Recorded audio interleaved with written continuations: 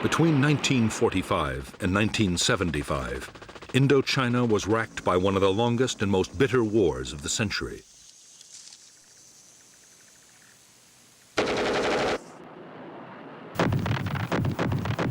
The battle for Vietnam drew in millions of soldiers, Vietnamese, French, American, Australian, Korean, and British, and profoundly affected the lives of vast numbers of civilians.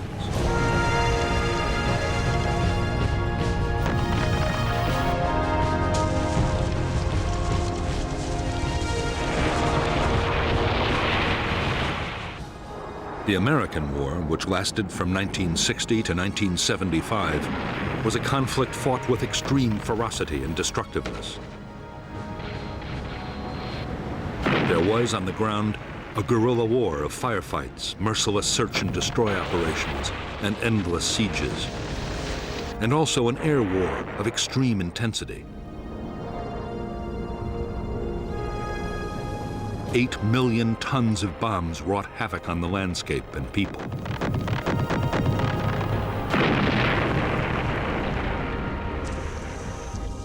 The war that cost 1.3 million lives, including 58,000 American dead, was about much more than the fate of one small country. 20 years before the first American combat soldiers set foot in Vietnam, the seeds for America's war had been sown.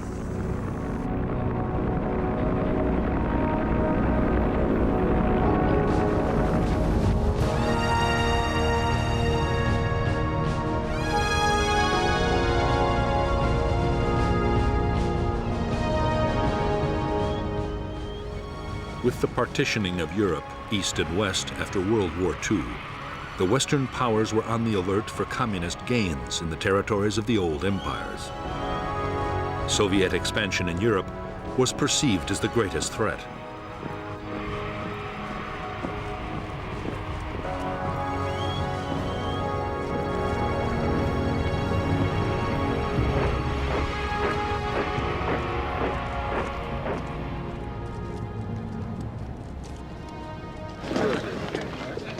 In October 1949, Mao Zedong proclaimed the People's Republic of China. The battle lines of the Cold War were now clearly drawn.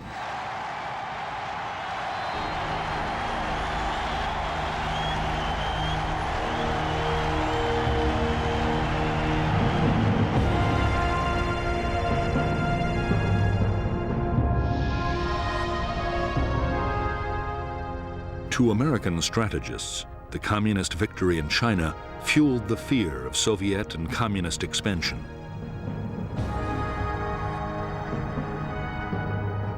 At stake, they believed, were economic interests throughout Asia and the Pacific, and U.S. communication and trade links to the Indian Ocean. President Eisenhower believed that one Asian country falling to communism would bring down its neighbors in a domino effect. Soviet and Chinese power would advance southwards until even the Australian continent was threatened.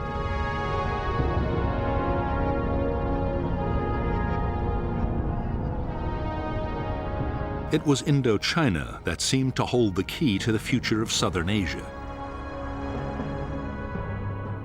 The region bordered the newly created Chinese People's Republic and was still a French colony. French strategy was to hold on to power by creating puppet states in Vietnam, Laos, and Cambodia. The biggest obstacle to the French plan was the Viet Minh, a huge Vietnamese independence movement.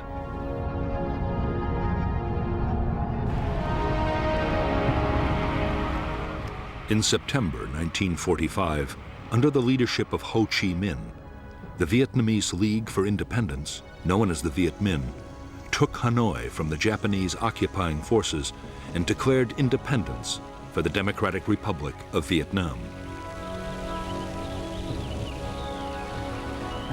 In the south, the Japanese surrendered to the British.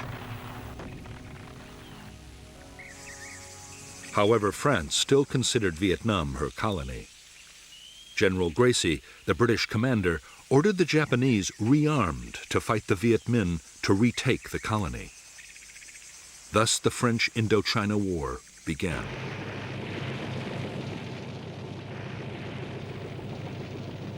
In the war between the French and the Viet Minh, the United States had until recently stayed strictly neutral.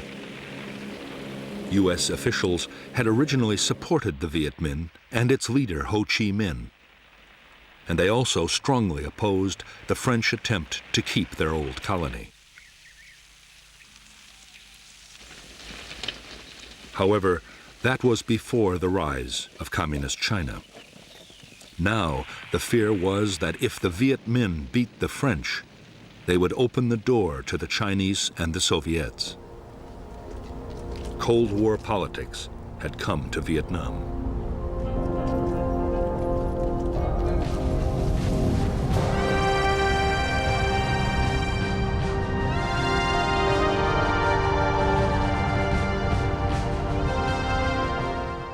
The Soviet Union and China recognized the Viet Minh as the only legitimate government of Vietnam in January 1950. Already China was giving Ho Chi Minh arms, ammunition, and training bases.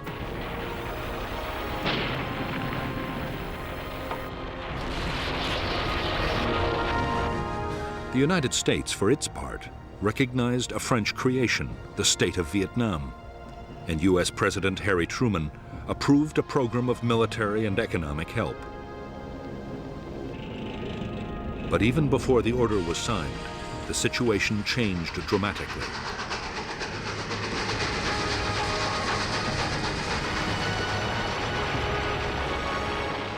In June 1950, war broke out in Korea. Communist northern forces, backed by the Soviet Union and China, invaded the South, and the U.S. sent troops to intervene.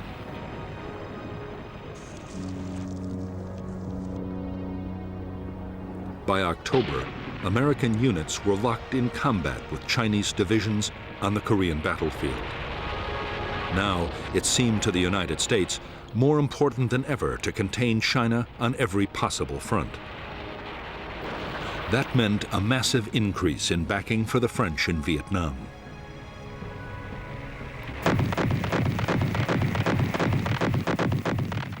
By 1953, a year into the presidency of Dwight D. Eisenhower, U.S. support for the French war against the Viet Minh had turned into a flood of arms and cash. The United States paid 3/4 of the cost, a staggering $1 billion in 1954.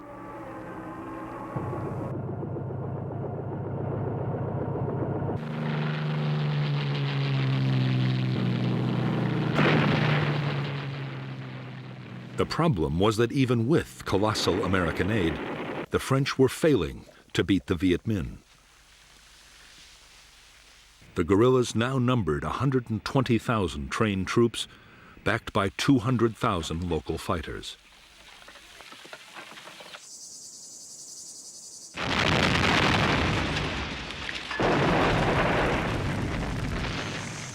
As French casualties passed 50,000, in France, the public grew weary of the seemingly endless war.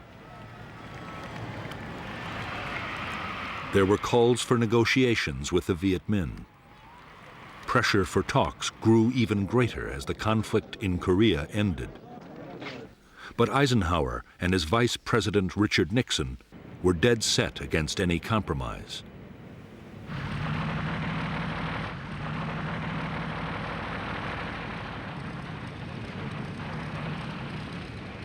In spite of U.S. opposition, some kind of peace effort in Indochina looked inevitable. The hope was that the French might win a major battlefield victory and so strengthen their hand in any talks. The result was a plan for a big offensive in late 1953. The main effort would be in southern Vietnam, but the French also meant to launch a blocking operation in the north that just might deliver a major victory.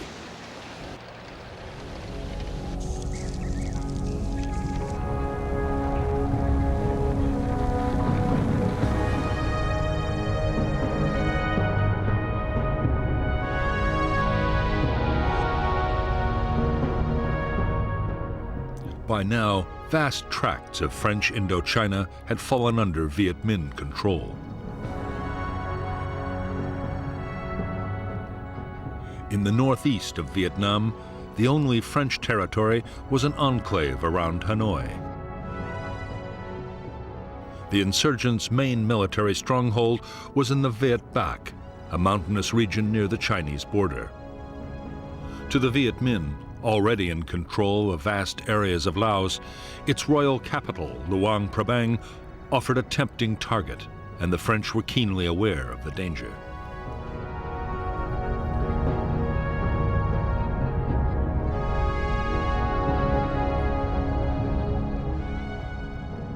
The French plan was to create at Dien Bien Phu, deep in hostile territory, a fortified base which would threaten the enemy's supply lines to Laos.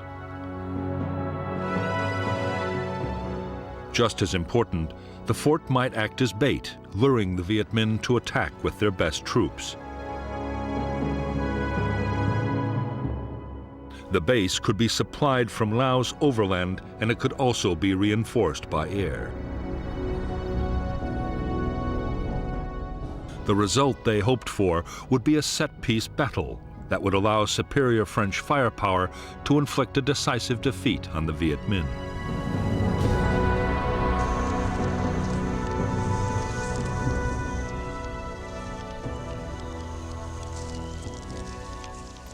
In late November 1953, the Viet Minh's 316th Division advanced towards Laos, just as the French had expected. On November 20th, 800 elite French paratroopers, including a battalion of the Foreign Legion, were dropped near Dien Bien Phu. The reaction of the Viet Minh was to march elements of 5 more divisions towards the French camp.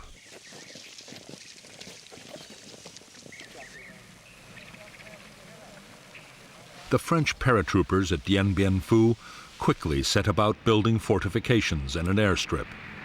The idea was to mount offensive sweeps into the surrounding area, but soon the French were forced to think again.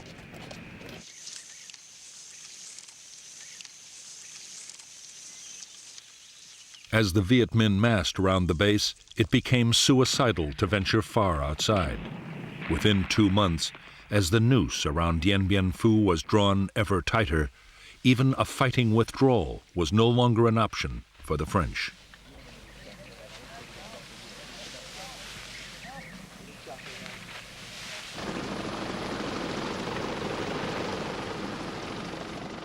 Even though his forces were now surrounded, the French commander, Colonel Christian de Castries, was completely confident. He was certain that aircraft could supply all the base's needs. Only enemy artillery posed any real danger.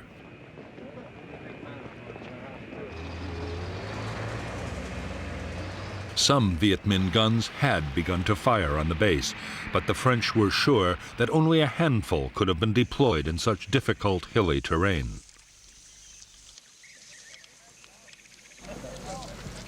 As for Viet Minh supplies and reinforcements, French air power would make sure they never reached Dien Bien Phu.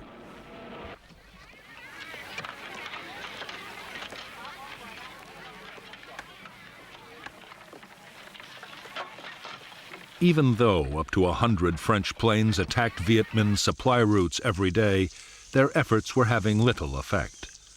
Too often, aircraft were grounded by the weather, and in any case, the Viet Minh were masters of camouflage and deployed huge numbers of anti-aircraft guns.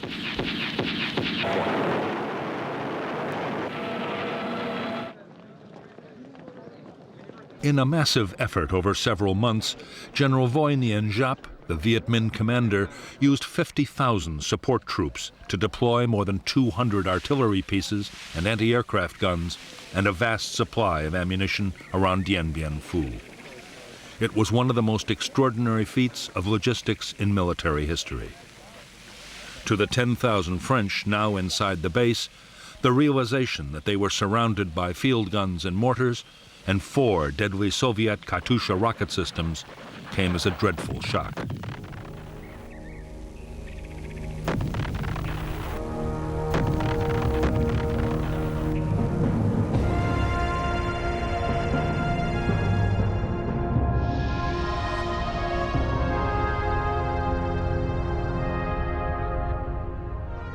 The French base at Điện Biên Phủ had been sited on a flat valley floor. The airstrip and headquarters were the focus for the main battle position, a complex of 5 strongholds codenamed Françoise, Huguette, Claudine, Eliane, Dominique. To break up attacks, strongpoints Anne-Marie, Gabrielle, Béatrice, and Isabelle had been created on a series of low hills. The base was manned by 9 infantry battalions and 2 crack parachute battalions. For support, there were artillery and mortars, light tanks, and fighter bombers.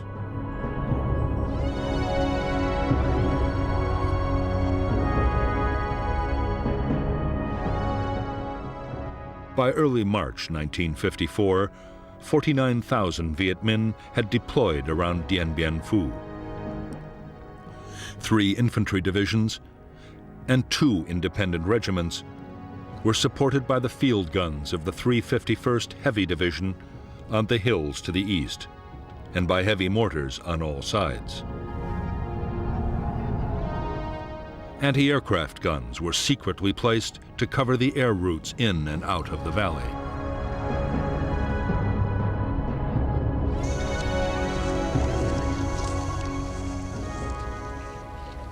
As the weeks went on, Viet Minh artillery fire caused more and more casualties amongst the French at Điện Biên Phủ. The fortifications had never been meant to withstand heavy artillery, and the French were horrified to find that neither counter-battery fire nor airstrikes were able to silence the enemy guns.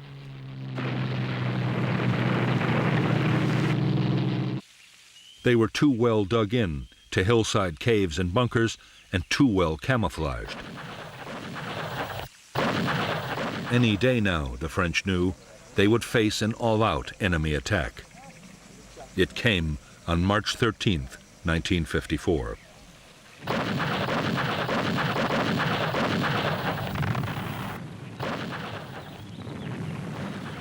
The Viet Minh assault began with a massive artillery bombardment. French gun positions in the central area were hammered. In 3 days, after repeated human wave assaults and hopeless French counterattacks, the Viet Minh took the northern strongpoints of Béatrice, Gabrielle, and Anne-Marie.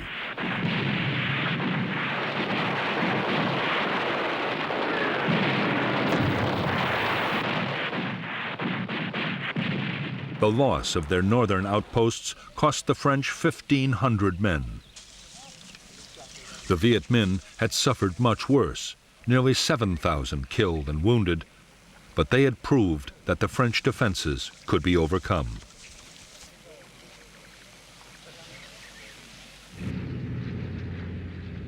They had also closed down the base's main airfield for good. The French would now have to depend on parachute drops for supply and reinforcement.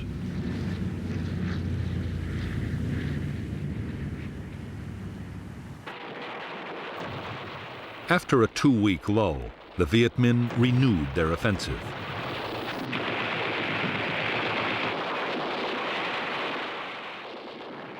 The battle raged for a fortnight, with the French contesting every foot of ground. In the end, shocking Viet Minh casualties forced General Giap to pause. Meanwhile, the French situation was getting desperate. Ammunition and food was short, and 3,000 wounded were trapped inside the base in appalling conditions.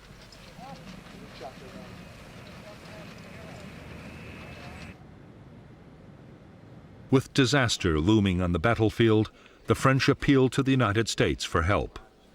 There was a plan to use American bombers and even to drop 4 nuclear weapons, which was codenamed Operation Vulture. But Eisenhower ruled out any American military intervention unless other allies took part. None agreed to help. The French at Điện Biên Phủ were to be left to their fate.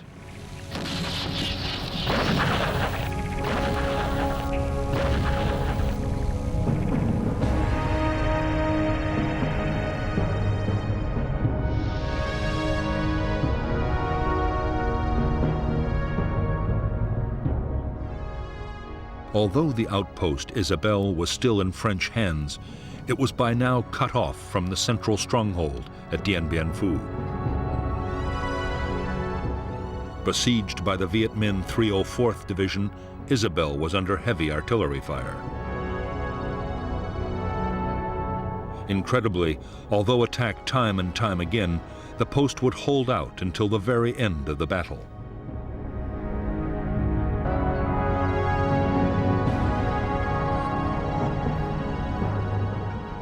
In the central sector, strong point Françoise had been abandoned, and the Viet Minh had captured Dominique along with part of Elian and Huguette.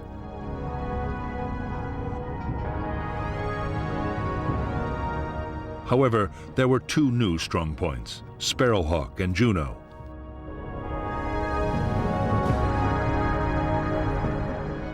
Meanwhile, the Viet Minh had adopted new tactics in an attempt to reduce their terrible casualties. Secretly, they had dug more than 50 miles of trenches, creeping right up to the French perimeter. The final Viet Minh assault came on the night of May 1st, 1954.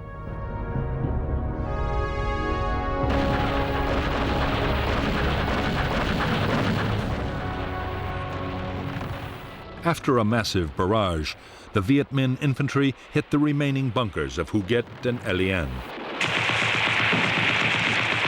In spite of fierce French resistance, positions fell one by one until, on the evening of the sixth day, a huge mine demolished part of Elian and its last bunkers were overrun.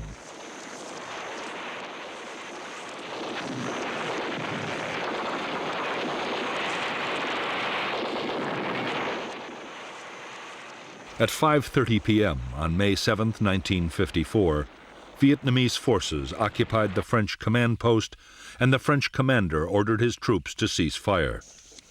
It was 55 days to the minute since the battle had begun. At Điện Biên Phủ, 3,000 French troops had been killed and 8,000 wounded. The Viet Minh had suffered much worse, with more than 8,000 dead and 12,000 wounded. But for them, the outcome had still been a triumph. On the eve of an international conference on Indochina, they had shattered France's resolve to carry on the war.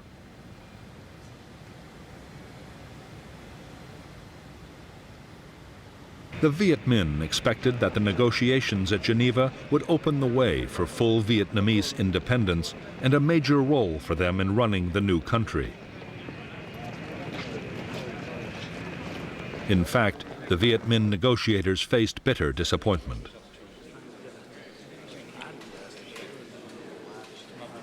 Behind closed doors, Chinese Prime Minister Zhou Enlai struck a deal with the French and forced Ho Chi Minh to agree that the country be divided into two zones.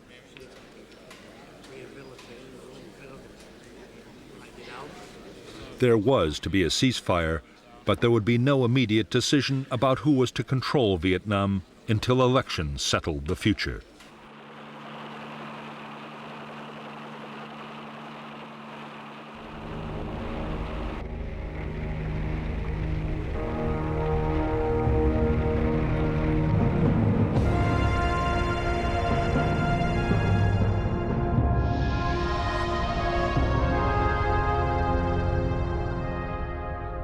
After Dien Bien Phu, the Viet Minh had controlled nearly 3/4 of Vietnam and parts of Laos and Cambodia.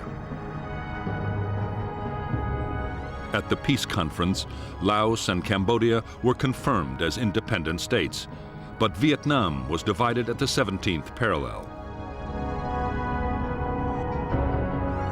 The Viet Minh were given control of the northern part, the Democratic Republic of Vietnam, with its capital in Hanoi. In the south, the state of Vietnam was to be run from Saigon. A demilitarized zone was established between the two regions. By agreement, 190,000 French-led troops would be withdrawn from North to South Vietnam.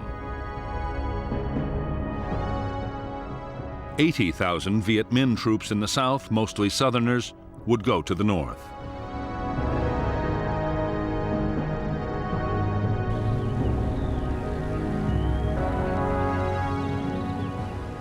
For the French, the prospect of withdrawing from the northern part of Vietnam was deeply humiliating. However, they still assumed France would continue to play a major role in the south.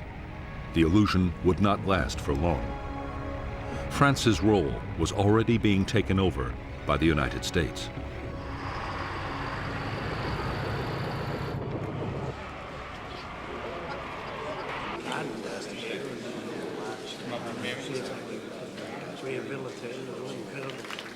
On September 8, 1954, at a conference in the Philippines, the U.S. sponsored the creation of the Southeast Asia Treaty Organization, which would soon include South Vietnam.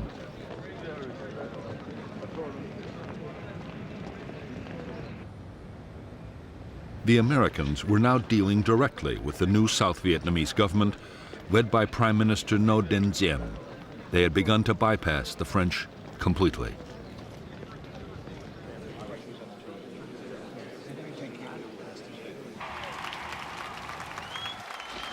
On October 9, 1954, the Viet Minh 308th Division, veterans of Dien Bien Phu, marched in triumph into Hanoi, in accordance with the Geneva Agreement.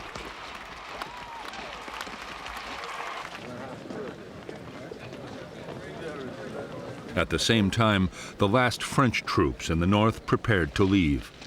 With them went 850,000 refugees, encouraged by a CIA black propaganda campaign and fearing for their future under Viet Minh rule.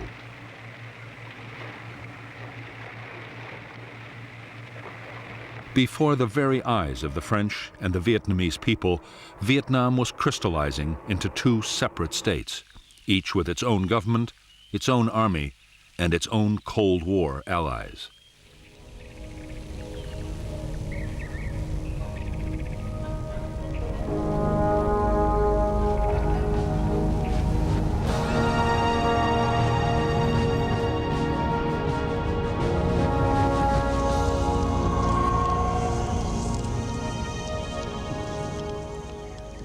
For Ho Chi Minh, the North Vietnamese president, the years following the Geneva Agreement were bitterly disappointing.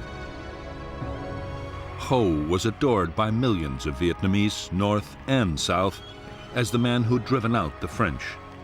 But he had only won half a victory. South Vietnam, backed by the United States, refused to hold the elections that had been agreed at Geneva, the elections Ho had counted on, in which the U.S. knew he would win, to reunify the country.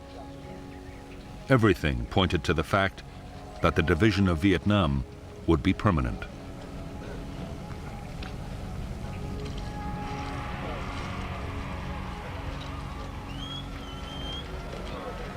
He won promises of cash help for the North to stave off a food crisis. The Russians also pledged to send technicians and military advisors. At the same time, China meant to match or even better the Soviet offer.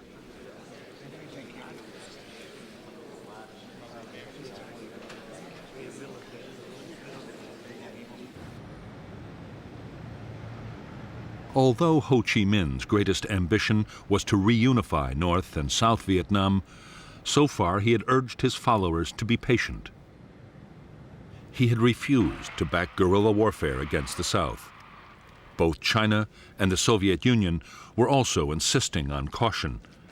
But by 1958, pressure to back an armed campaign was mounting.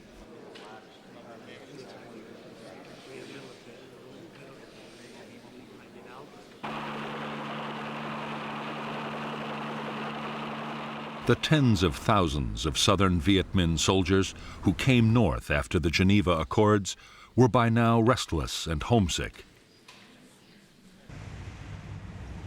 There was more pressure from inside the South, where the Viet Minh that had stayed behind were being wiped out by the new regime.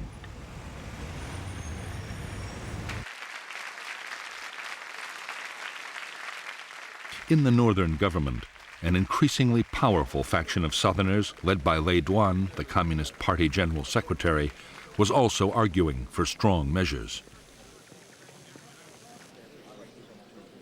In January 1959, with Ho Chi Minh's blessing, the North Vietnamese Communist Party voted to support armed revolution in South Vietnam.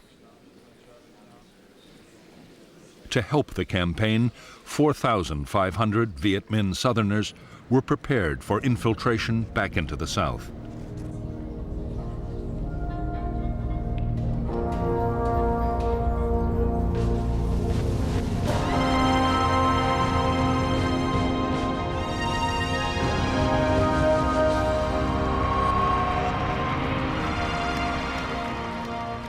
By 1957, 2 years after taking power in South Vietnam, Ngo Dinh Diem had impressed the United States. He had used the army forcibly against gangsters and armed religious groups.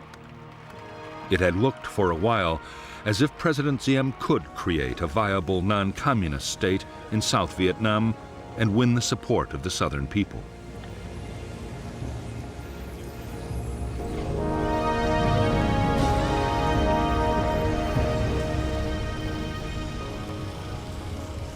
In fact, Diem had no intention of introducing the democracy or the social reforms that the United States wanted.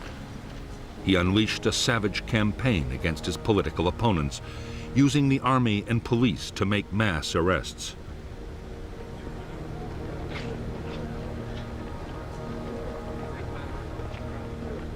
There was widespread torture and summary executions. At the same time, Diem's own family built up enormous wealth and power, while most of the South Vietnamese continued to live in dire poverty.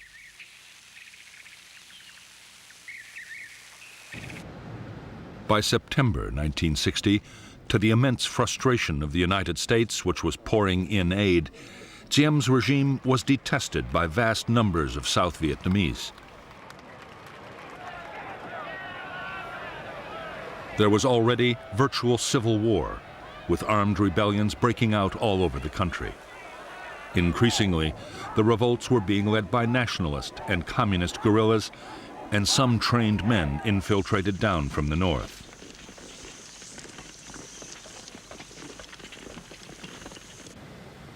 Over 12 months, 1,400 local government officials and civilians were killed, and a further 700 kidnapped. In South Vietnam, the guerrillas began to mount bold attacks on military posts, convoys, and railways.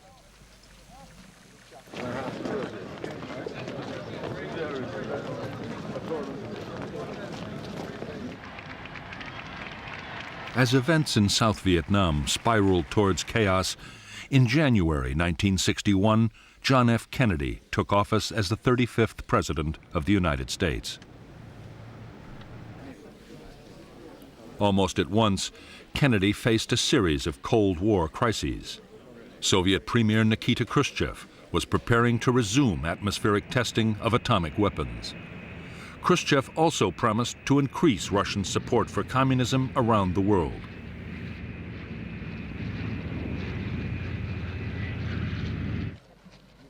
The climax came in August 1961 with a tense standoff in Europe as the Russians sealed off East Berlin and began to build the Berlin Wall.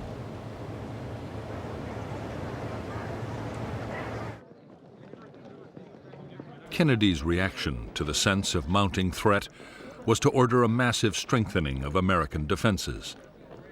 He ordered the call-up of 150,000 military reservists. A program was launched to build public nuclear fallout shelters right across the United States.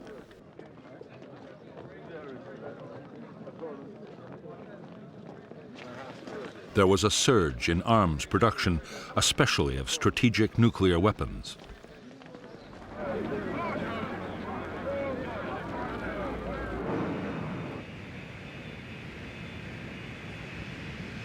With so many immediate crises demanding the attention of the president, Vietnam was far down the White House agenda. All the same, concern was growing. The South Vietnamese guerrillas were now 17,000 strong. In September 1961, there were 450 attacks, some involving hundreds of guerrillas at a time.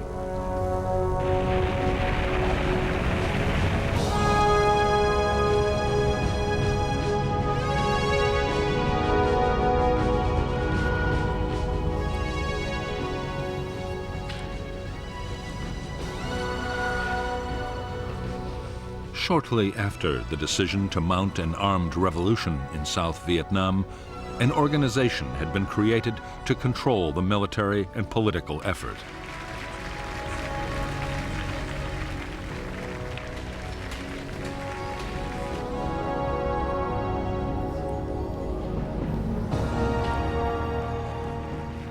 This organization, the National Liberation Front, represented a wide range of political, ethnic, and religious groups.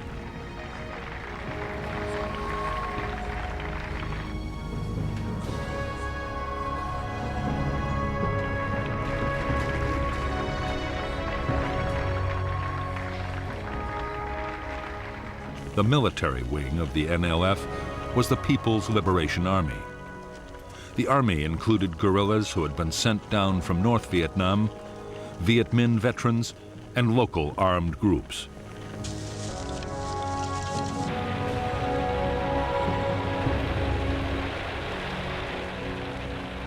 The main purpose of the force was to support the political battle, and the civilian leaders of the front kept tight control.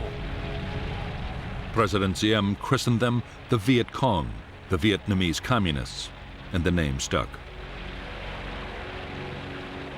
The Viet Cong meant to follow the same kind of political and military strategy that had won the war against the French. Politics, diplomacy, and violence would be carefully coordinated so each always worked with the others. For the time being, military activity would take second place to the political effort. Many hoped that a full-scale war would never be necessary. Others, particularly those closely connected with the North, saw a military campaign as the key to victory and expected it to pass through 3 critical stages.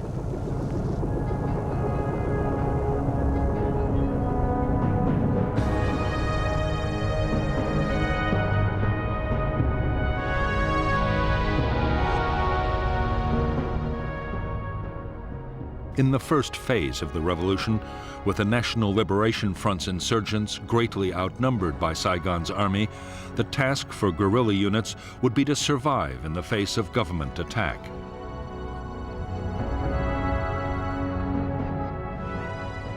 Safe base areas would be created as defensive sanctuaries and as springboards for small-scale guerrilla attacks. In the second phase, the insurgents would deploy larger units and would seek out bigger battles.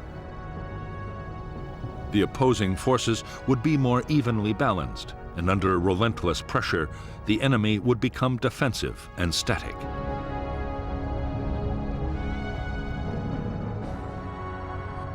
In the third phase, at the key moment when the NLF became stronger than the government army, they would launch large-scale assaults against enemy installations and seek out decisive conventional battles. This phase, the general offensive, combined with uprisings in the cities and towns, would bring the downfall of the Saigon regime and the reunification of Vietnam.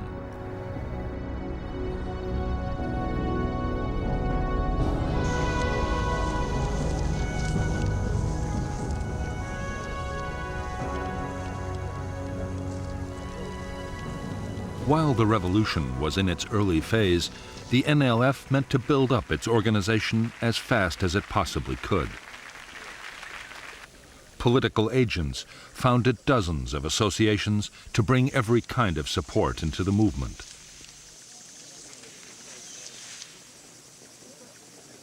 There were associations for women, farmers, students, and workers. In less than 2 years, the front claimed 300,000 members.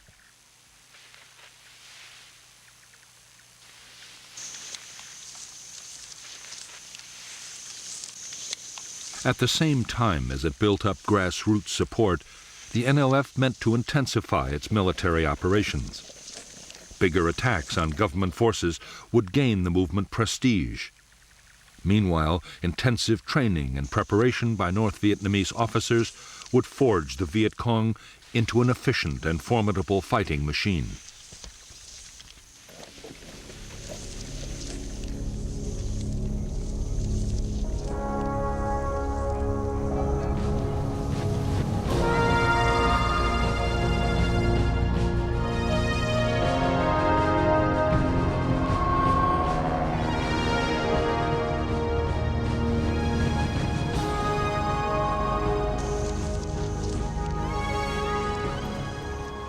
As the NLF tightened their grip on the countryside, the South Vietnamese army began to behave exactly as the guerrillas had expected them to. They grew increasingly defensive, staying in fortified posts and never venturing out after dark. Battles only happened when the guerrillas chose, and the army suffered a steady drain of casualties.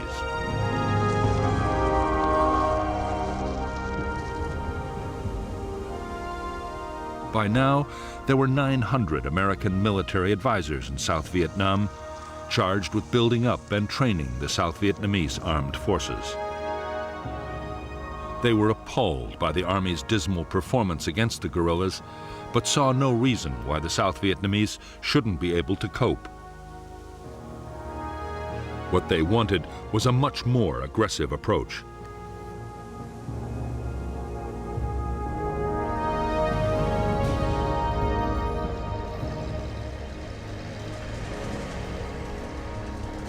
American advice was that the Army should get out on mobile operations and find the bigger enemy units. The Civil Guard and militia could look after local security.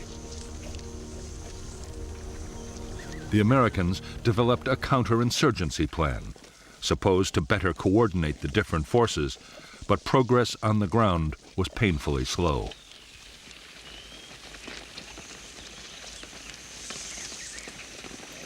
While the handful of American personnel struggled to improve the situation inside South Vietnam, in Washington, military planners worried about the external threat.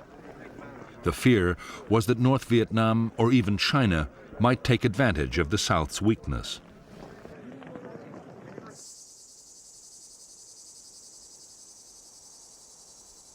Already, with the approval of the White House, a contingency plan had been drawn up for putting in American combat troops if an invasion looked imminent.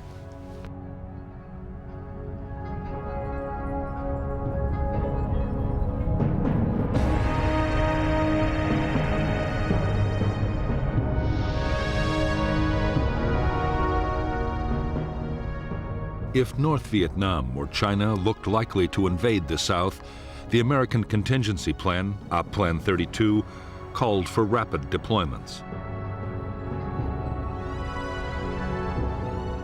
A Marine Expeditionary Force would be based at Da Nang, an Army division near Saigon, and another near Pleiku. Another division might be sent to bolster Thailand. If the invasion actually happened, U.S. forces would be increased by another 3 divisions. Aircraft carriers and land-based bombers would be positioned for massive attacks on North Vietnam, while amphibious, airborne, and ground forces would mount a full-scale invasion of Northern Territory.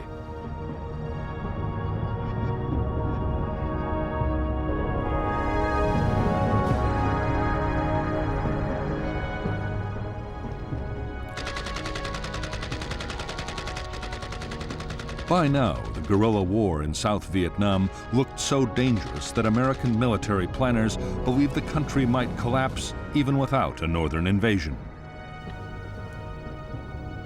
The Joint Chiefs of Staff, the President's military advisors, argued that the best option was to implement Op Plan 32 anyway and put 3 divisions into South Vietnam. The first 20,000 men would show the United States was serious. They believed the rest, up to 70,000 troops, would be enough to clean up the guerrilla threat altogether.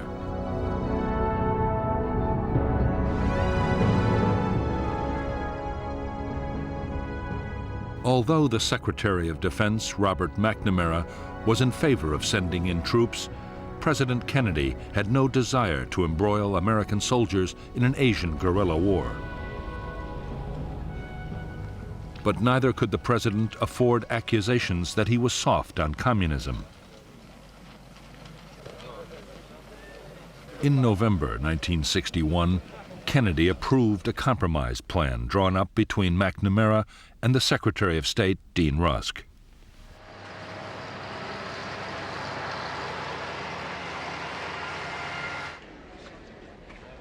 Phase 1 of the Vietnam Plan would see a big increase in financial support for the South Vietnamese Army.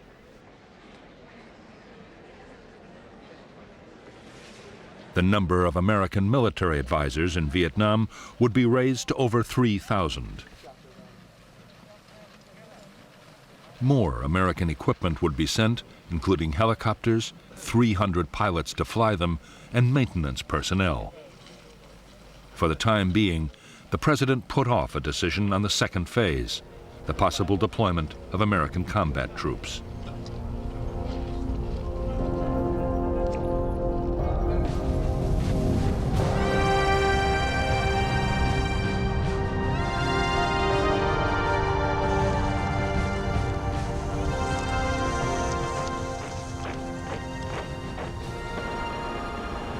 By the end of 1961, the South Vietnamese Army was being expanded to 200,000 men. South Vietnam also had Marine units, a small Air Force flying American aircraft, and a Navy for coastal patrol. As well as the regular armed forces, there was the 68,000-man paramilitary Civil Guard and various local militia.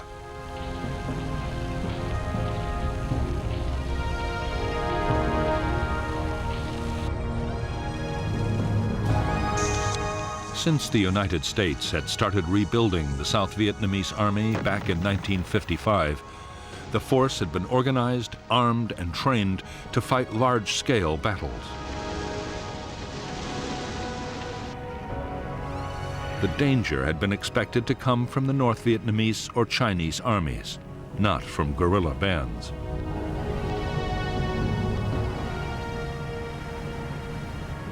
Commanders had been taught to mount big operations and to use massive firepower wherever they could. In fact, the South Vietnamese Army's entire structure and military doctrine had been copied wholesale from the United States Armed Forces.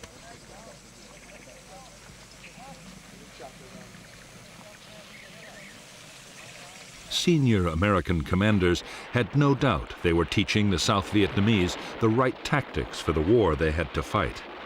Their main worries were about leadership and morale. President Phim had appointed his generals for their political loyalty rather than their abilities, while junior officers' promotions depended on family connections. As for the men, they were sometimes so poorly supplied they had to steal food. Desertions were running at 400 a month.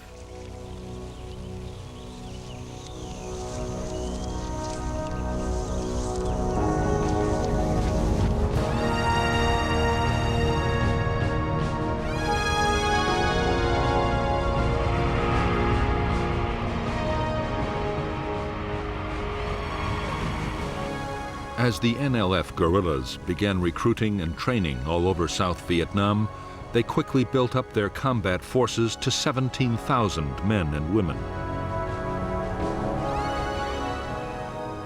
These were the main force troops, uniformed and trained to fight anywhere in units hundreds strong.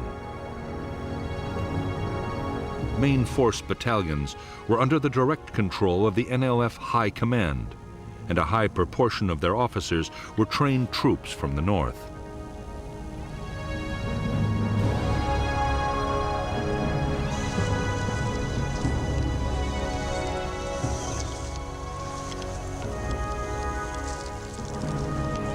The NLF were also creating regional and local forces.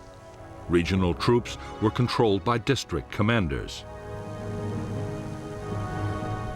They were less well armed and trained than the main forces, but their scattered units could come together to create powerful formations whenever they were needed.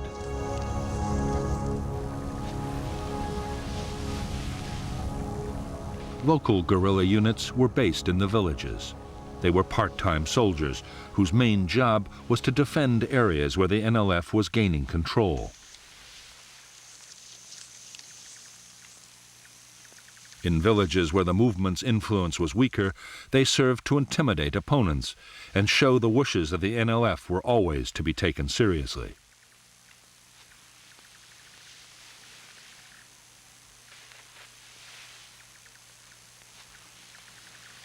The vast majority of new recruits to the NLF were teenagers with no military experience.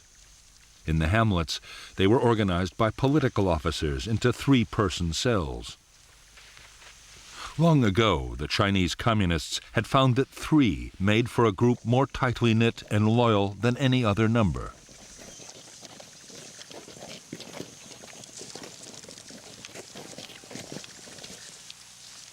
Although some weapons from the north, including Chinese mortars and machine guns, were beginning to reach NLF units, most guerrillas had to use whatever they could get.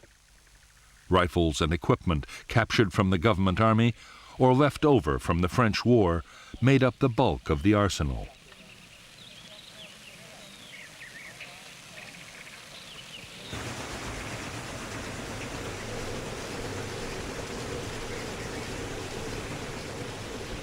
There were also secret factories making small arms and turning out grenades and mines in enormous numbers.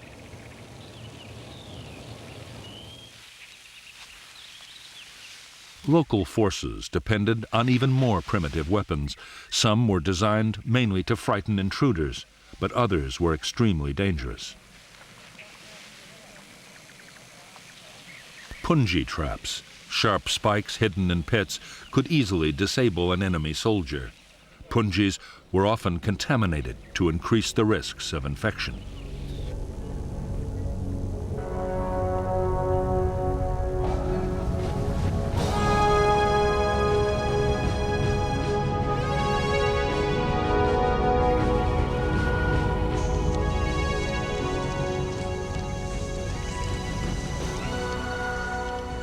By the end of 1961, the Saigon government was forced to admit it was faced with a full-scale war. Every week, over 1,000 people were being killed.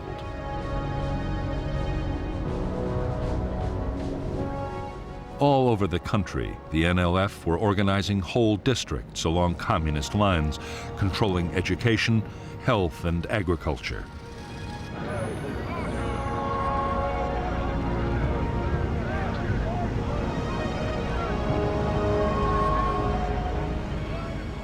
There were whole areas which had seen no government troops or officials for years.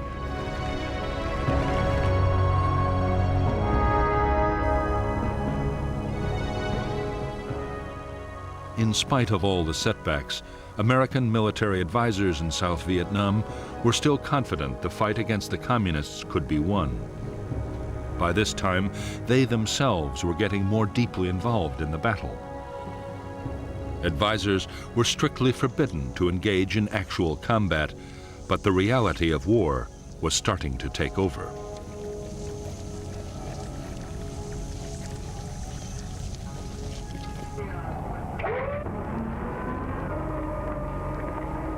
On December 11th, the helicopters promised by President Kennedy arrived at the Saigon docks. With them came 400 U.S. personnel to maintain and fly the aircraft. Within weeks, the helicopters and their American pilots would be in action on the Vietnamese battlefield.